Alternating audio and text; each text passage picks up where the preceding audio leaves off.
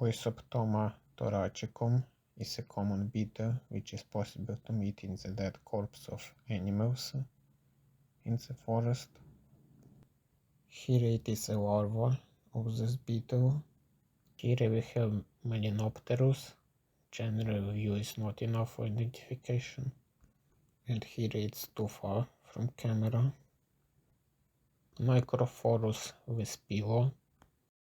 Another beetle in the dead corpse of animals, and sometimes, very often it is some parasites like spiders, small spiders underneath of this beetle and the side.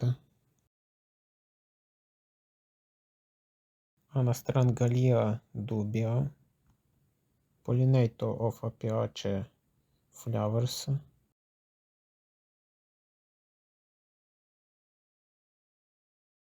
Regonica fulva is as well pollinator of the same flowers. The same family, Apiaceae, is more common than previous one. It's possible to meet on other families of plants as well.